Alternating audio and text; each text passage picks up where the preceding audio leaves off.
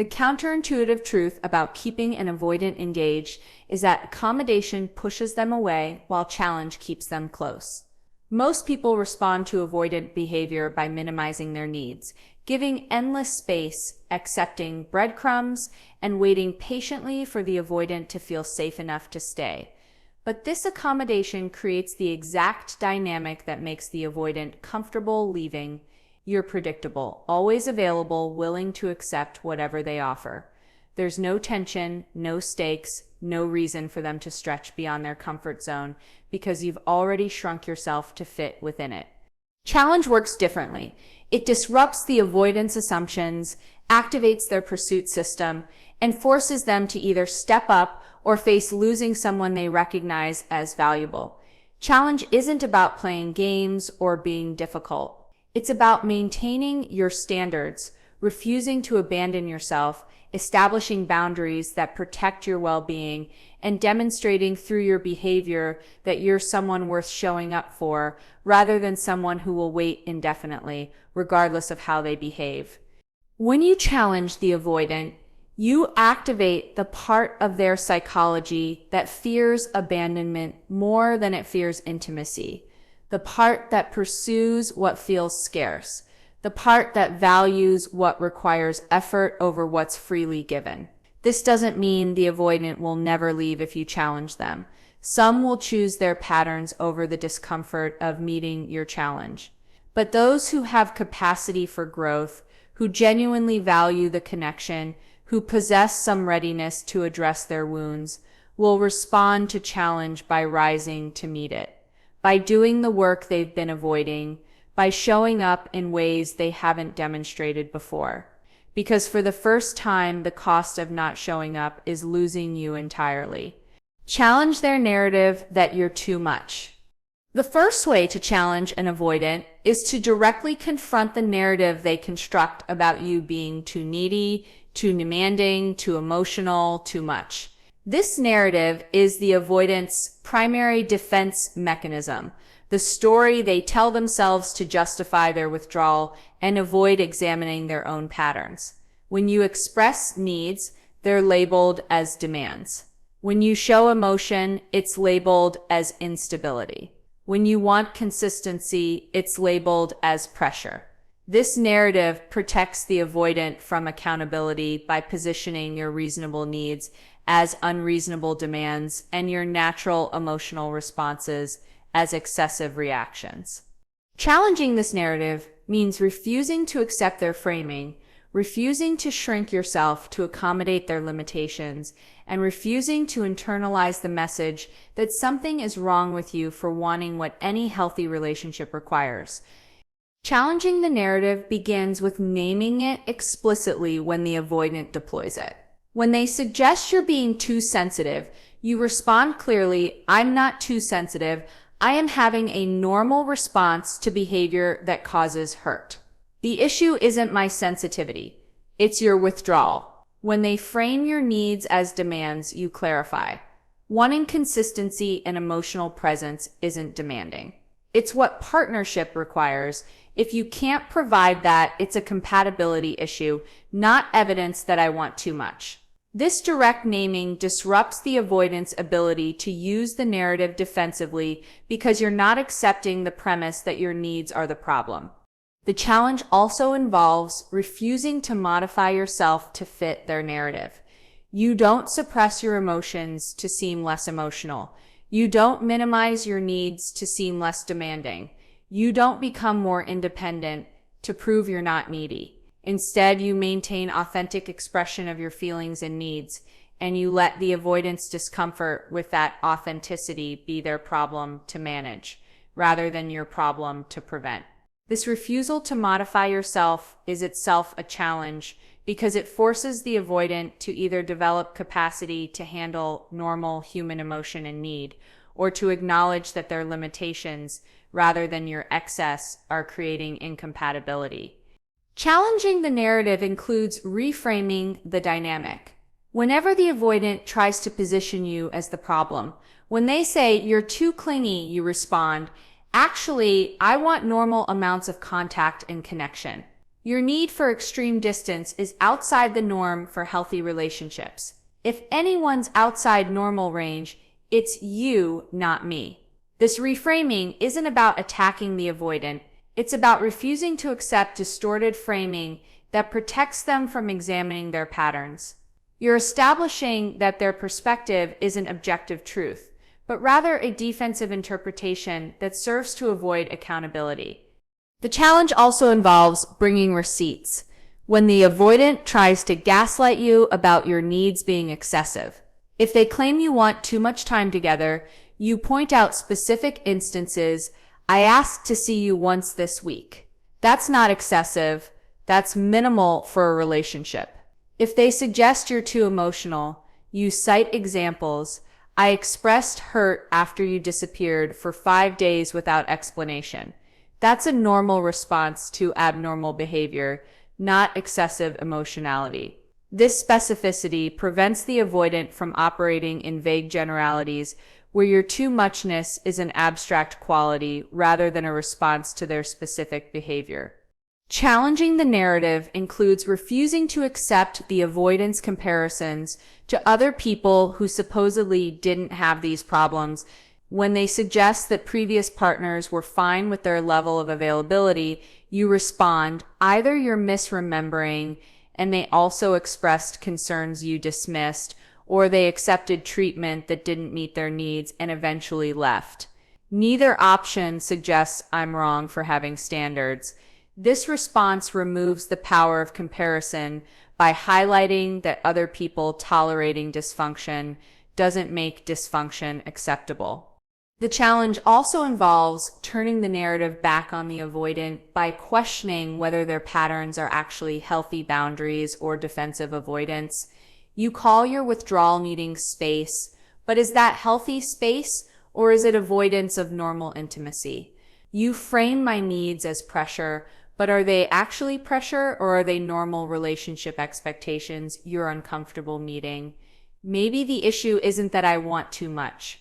Maybe it's that you can't handle normal amounts of closeness, and that's something you should examine rather than projecting onto me as being excessive.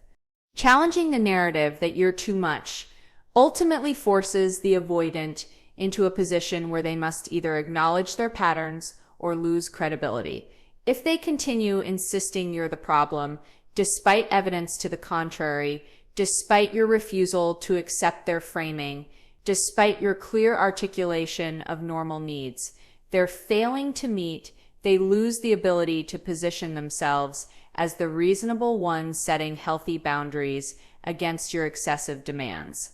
This loss of narrative control is uncomfortable for the avoidant, but that discomfort is what sometimes motivates examination rather than continued deflection.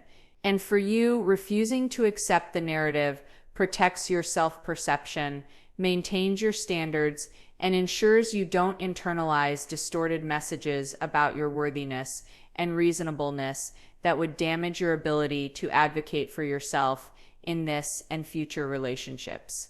Challenge their withdrawal by not pursuing. The second way to challenge an avoidant is to refuse to pursue them when they withdraw, disrupting the pattern they rely on where their distance triggers your anxiety and pursuit. The avoidance withdrawal is a tested strategy that typically produces predictable results. You chase, you express concern. You try to close the distance they've created. And through your pursuit, they regulate the intimacy level while maintaining your engagement. Your pursuit confirms for the avoidant that they are wanted, that they matter, that they can create distance without real consequence. Challenging this pattern means allowing their withdrawal to exist without your attempt to reverse it, letting them experience their distance without the comfort of your continued pursuit, and demonstrating that their unavailability results in your unavailability rather than in your increased effort. Challenging their withdrawal through non-pursuit begins with recognizing when the avoidant is creating distance and consciously choosing not to close it.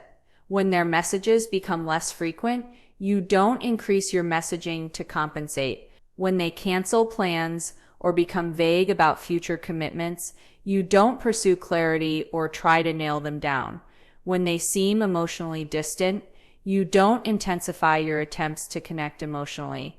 You simply allow the distance they're creating to exist, matching their energy rather than working harder to bridge the gap. This matching disrupts their expectation of your pursuit and forces them to experience their withdrawal without the reassurance of your continued engagement. The challenge also involves redirecting your energy away from them during their withdrawal rather than remaining focused on them while they're absent. You don't spend your time analyzing what went wrong, trying to decode their behavior, or planning what to say when they return. You redirect toward your own life, friends, work, hobbies, personal growth. You genuinely invest elsewhere rather than remaining in suspended animation, waiting for the avoidant to re-engage.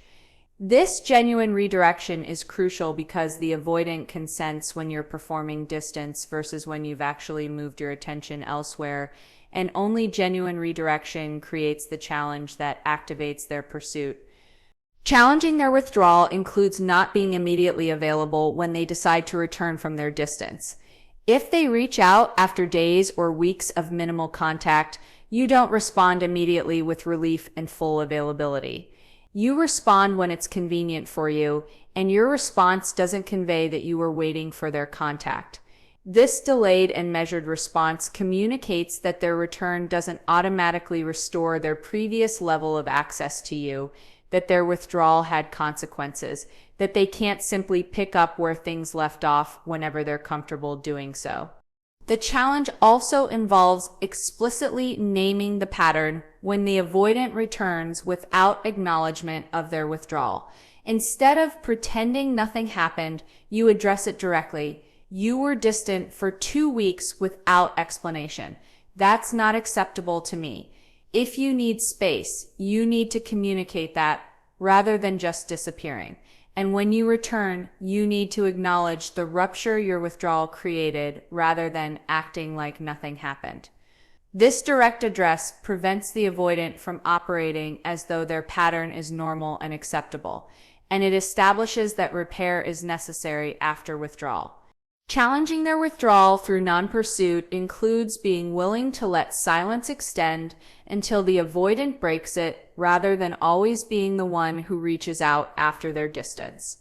This willingness to wait reveals whether the avoidant is capable of pursuing, whether they miss your presence enough to initiate contact, whether the relationship matters enough to them that they'll make effort when you're not doing all the work.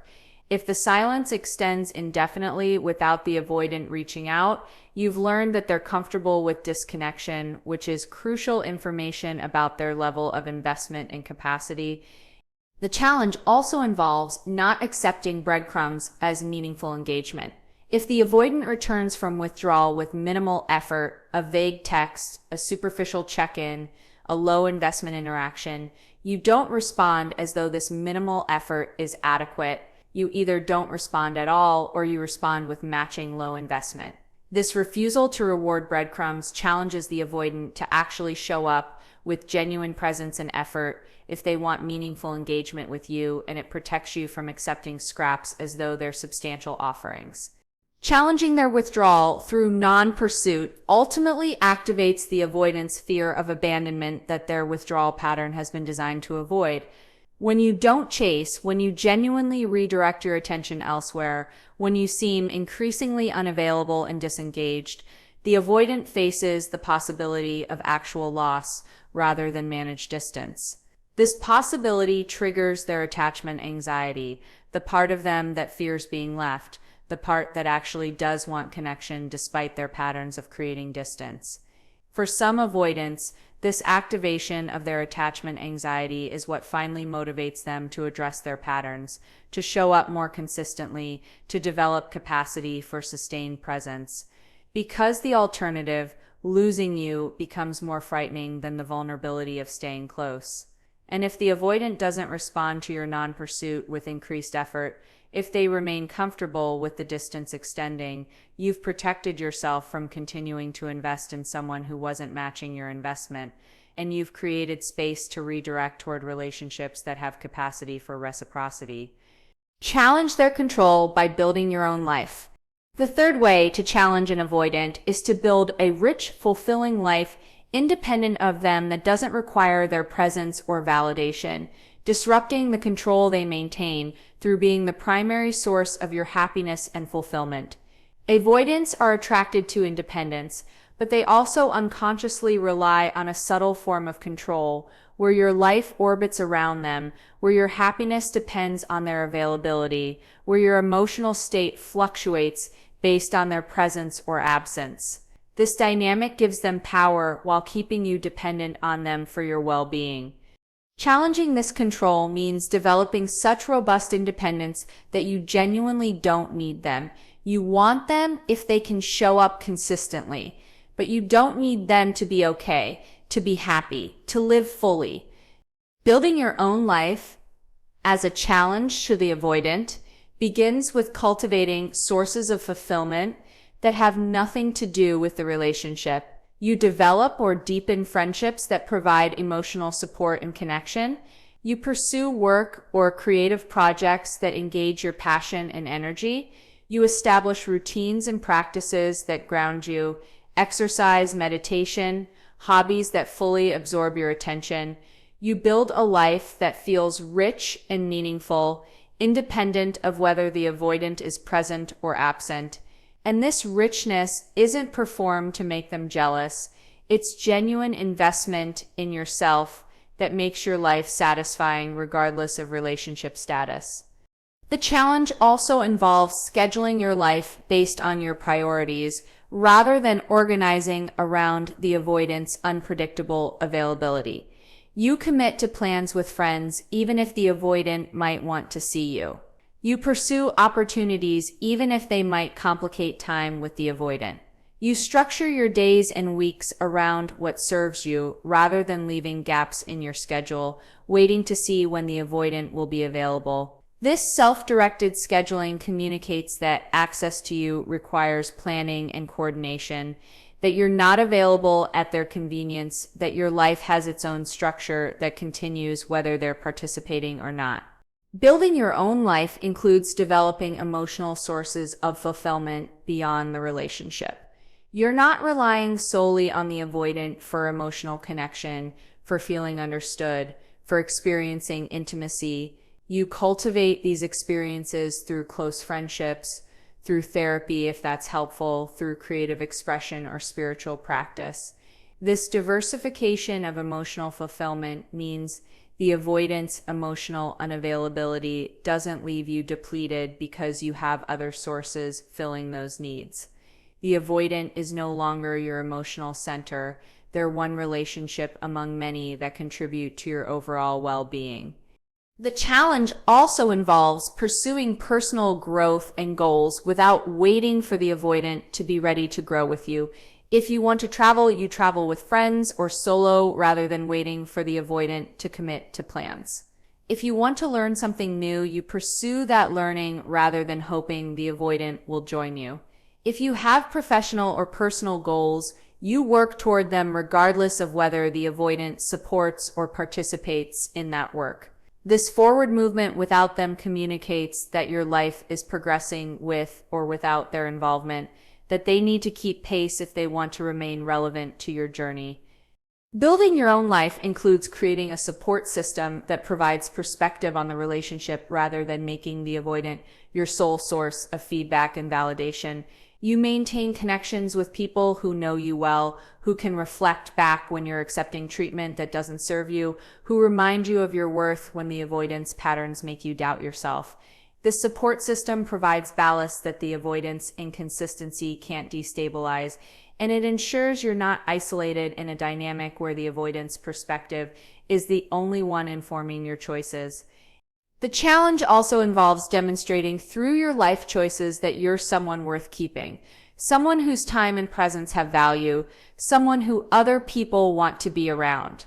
When the avoidant sees you thriving, sees you surrounded by people who appreciate you, sees opportunities emerging in your life, they recognize that you're not someone sitting around waiting for them to decide you're valuable.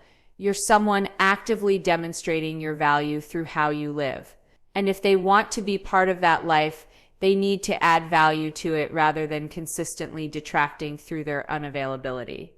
Building your own life ultimately challenges the avoidance assumption that you'll always be there regardless of how they behave. When your life is full, when you're genuinely happy and fulfilled, independent of them, when you have options and opportunities that don't include them, the avoidant faces the reality that they're not essential to your well-being. This recognition can trigger either their fear that they're losing someone valuable, which motivates them to show up more consistently, or their comfort with your independence that confirms their pattern of maintaining distance.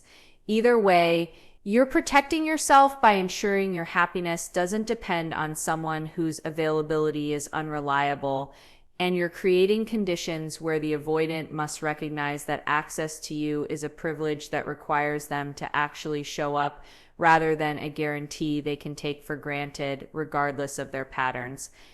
Challenge their assumptions about your availability. The fourth way to challenge an avoidant is to disrupt their fundamental assumption that you'll remain available indefinitely regardless of how they treat you, that you'll wait patiently through their withdrawal phases, that your presence in their life is guaranteed no matter how inconsistently they show up in yours. This assumption is what allows the avoidant to maintain their patterns without consequence. They believe you're a constant, that they can cycle through hot and cold phases without risking permanent loss, that their eventual return will always be welcomed because you'll always be there. Challenging this assumption means demonstrating through your actions that your availability has conditions, that patience has limits, that time is finite, and that their patterns are costing them access to you in ways that may become irreversible. Challenging their assumptions about your availability begins with establishing and communicating clear timelines for how long you're willing to remain in an ambiguous or unsatisfying dynamic. You're not waiting indefinitely to see if they develop capacity for consistency. You're not accepting permanent uncertainty about where the relationship is going. You communicate clearly, I need to see meaningful change in the next 3 months. If the pattern continues without you addressing it through therapy or genuine behavioral change, I'll need to make decisions that prioritize my well-being. This timeline isn't an ultimatum designed to control them. It's a boundary that protects you from waiting years for transformation that may never arrive. The challenge also involves reducing your availability when the avoidant takes it for granted. If they consistently cancel plans or show up late or fail to follow through on commitments, you become less available for future plans.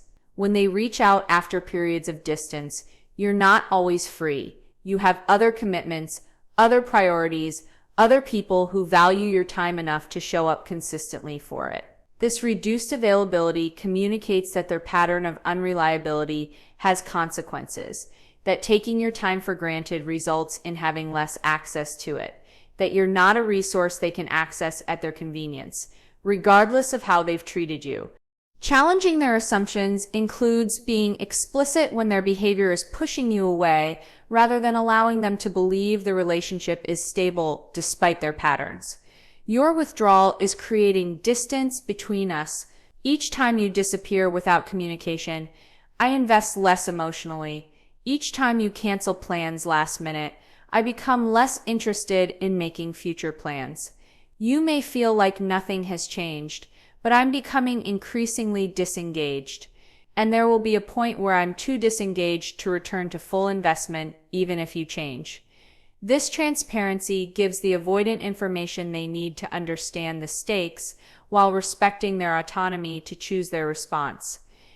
The challenge also involves demonstrating that other people value you and want your time and presence. You're not isolated, not desperate, not clinging to the avoidant as your only option for connection and partnership. You have friends who want to spend time with you. You have opportunities for connection with other people. You might even explore dating others if the relationship isn't committed or if the avoidance unavailability has created enough distance that you're protecting yourself by keeping options open. This demonstration that you're valued and desired by others challenges the avoidance assumption that you'll always be there because it shows them you have alternatives. Challenging their assumptions about your availability includes actually making decisions that reduce their access to you when the pattern continues. You don't just threaten consequences, you implement them. If they're consistently unavailable, you become consistently busy. If they can't commit to plans, you stop making plans with them. If they won't discuss the future, you stop including them in your future planning. These aren't manipulative tactics.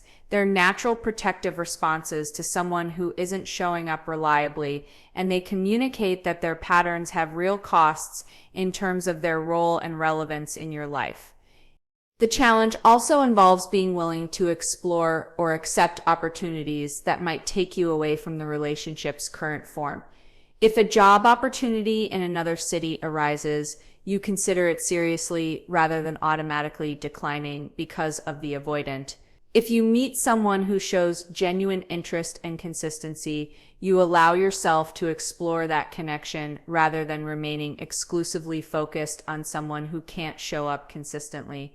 This willingness to pursue what serves you, regardless of impact on the relationship with the avoidant, communicates that your life is moving forward with or without them.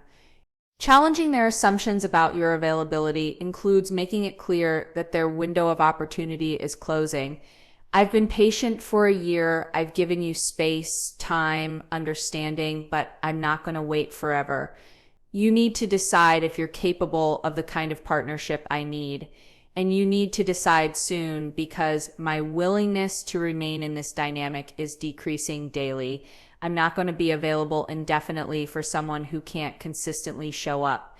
This directness challenges the avoidance assumption that time is infinite, that they can take as long as they want to decide about the relationship, that you'll always be an option regardless of how long they make you wait. Challenging their assumptions ultimately forces the avoidant to recognize that your presence is not guaranteed, that their patterns have consequences beyond temporary discomfort, that losing you is a real possibility rather than an abstract threat. This recognition can activate the part of the avoidant that fears abandonment more than they fear intimacy, the part that recognizes value in what they're about to lose, the part that's capable of rising to the challenge when the stakes are real. For avoidants who have capacity for growth, this challenge of their assumptions about your availability is often what finally motivates them to address their patterns seriously, rather than making temporary adjustments that revert once they feel secure again. And for avoidants who don't respond to this challenge, who remain comfortable with the possibility of losing you, you've protected yourself by not wasting more time on someone whose investment in the relationship is insufficient to motivate the basic consistency partnership requires. Challenge them to meet you or lose you. The fifth and most direct way to challenge an avoidant is to create a clear choice where they must either develop capacity to meet your legitimate needs or face losing the relationship entirely, eliminating the middle ground where they maintain access to you while continuing patterns that don't serve the relationship. This challenge is the culmination of all previous challenges. You've refused to accept their narrative. You've stopped pursuing their withdrawal. You've built your own life. You've challenged their assumptions about your availability. Now you're making explicit what's been implicit, that the relationship can only continue if they're willing and able to show up in ways they haven't consistently demonstrated, and that your willingness to remain in unsatisfying dynamics has reached its end. Challenging them to meet you or lose you begins with getting absolutely clear within yourself about what you need from partnership and what you're no longer willing to accept.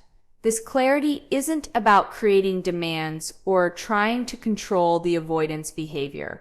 It's about knowing yourself well enough to identify non-negotiable requirements for your well-being in relationship. You need consistency, emotional availability, communication about difficulties rather than withdrawal from them, repair after rupture, progression toward deeper commitment.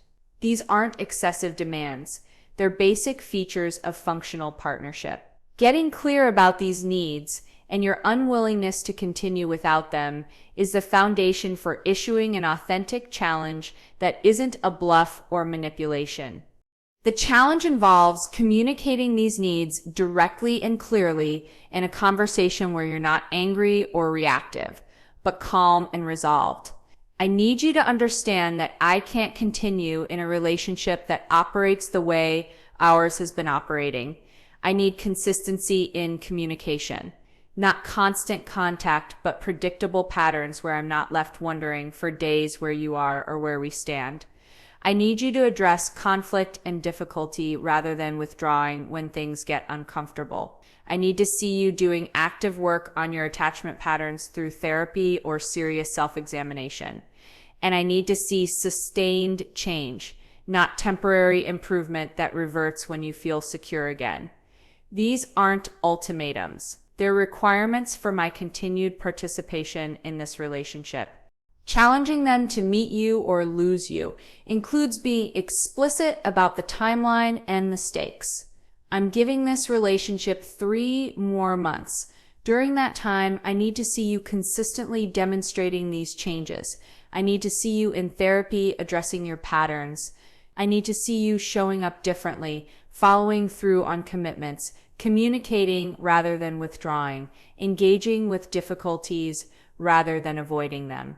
If at the end of 3 months you haven't made meaningful progress, I'm ending the relationship, not because I don't care about you, but because I care about myself enough not to remain in a dynamic that consistently fails to meet my needs.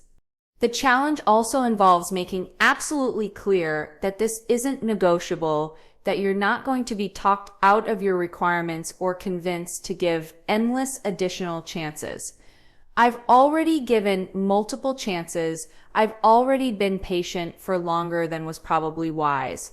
This isn't the beginning of negotiation. It's the end of my willingness to accept patterns that don't work for me. You can choose to do the work or you can choose not to, but you can't choose to continue having access to me without doing the work. That option is no longer available. Challenging them to meet you or lose you includes being prepared to follow through on leaving if they don't meet the challenge. This preparation is crucial because the avoidant needs to sense that you're serious, that this isn't an empty threat designed to manipulate them, but a genuine boundary you'll enforce. You've already begun the emotional process of accepting that the relationship might end. You've identified what your life will look like if you leave. You've secured your support system. You're not bluffing. You're making a clear statement about what continued relationship requires, and you're genuinely prepared to end it if those requirements aren't met. The challenge also involves refusing to engage in extensive discussion about whether your needs are reasonable or whether you're asking too much. These are my needs. You can decide whether you can meet them. But I'm not interested in debating whether I should need less or whether my standards are too high. They're my standards. They're what I require to feel respected and valued in partnership. And they're non-negotiable. You don't have to meet them. You just have to accept that not meeting them means losing this relationship. Challenging them to meet you or lose you includes not accepting partial compliance or temporary improvement as evidence of real change. I'm not looking for you to make an effort for a week and then revert to old patterns. I'm looking for sustained, consistent change over months that demonstrates you've actually addressed your underlying patterns, rather than just managing them enough to keep me from leaving. Temporary improvement that fades once you feel secure isn't enough. I need to see that you've done genuine work that creates lasting capacity for different behavior. The challenge also involves being willing to leave, even if the avoidant begs you to stay, even if they promise change at the last moment, even if they finally offer what you've been asking for when they realize you're actually leaving. If you're only willing to change when you're facing the loss of the relationship, that tells me the change is motivated by fear rather than by genuine readiness. I need someone who values the relationship enough to address their patterns before they're facing an ultimatum, not someone who only makes effort when forced to by impending loss. If you haven't been willing to change in the months I've been expressing these needs, your sudden willingness now that I'm leaving doesn't convince me that change would be sustainable. Challenging them to meet you or lose you ultimately creates the clearest possible stakes for the avoidant. They can no longer maintain the comfortable middle ground where they keep you while continuing their patterns. They must choose either do the genuinely difficult work of addressing attachment wounds that have controlled their behavior for decades, or lose access to you and face the consequences of their inability to sustain intimacy. For some avoidants, this challenge is what finally breaks through their defenses, what motivates them to stop managing their patterns and start healing them, what activates their capacity for growth that's been dormant because previous partners accepted less than what they needed.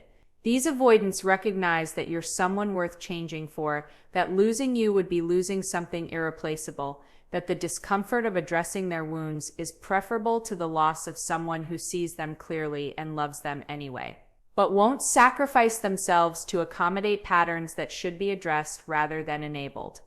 For other avoidants, this challenge reveals that they're not ready or capable of change, that their attachment to their defensive patterns is stronger than their attachment to you, that they'd rather lose the relationship than face the vulnerability of transformation. This revelation is painful, but it's also liberating because it frees you from waiting for change that was never going to materialize, from hoping they choose you when they've consistently chosen their comfort over the relationship's health, from remaining in a dynamic where you are always going to be disappointed because the avoidant didn't have capacity to meet you. The challenge serves you regardless of the avoidance response because it either catalyzes genuine change that makes the relationship viable, or it reveals with absolute clarity that the relationship isn't viable and that leaving is necessary self-preservation rather than giving up prematurely. The challenge to meet you or lose you is the ultimate test of whether the avoidant values the relationship enough to do what's necessary to maintain it, whether they have capacity for the kind of transformation that makes partnership possible, whether your presence in their life is important enough that they'll stretch beyond their comfort zone to keep you. And while challenging them doesn't guarantee they'll never leave, it ensures that if they stay, they're staying on terms that serve both of you, rather than only serving their need to maintain comfortable distance while keeping you available. The avoidants who respond to challenge by actually changing, by doing deep work on their wounds, by developing sustained capacity for consistency and presence, are the ones who recognize that you're not someone to be managed, but someone to rise to meet. That your challenge isn't manipulation, but an invitation to become capable of genuine partnership. That your refusal to accept their patterns is an expression of self-respect that makes you more valuable rather than more demanding, and that losing you would cost them more than addressing their wounds ever could.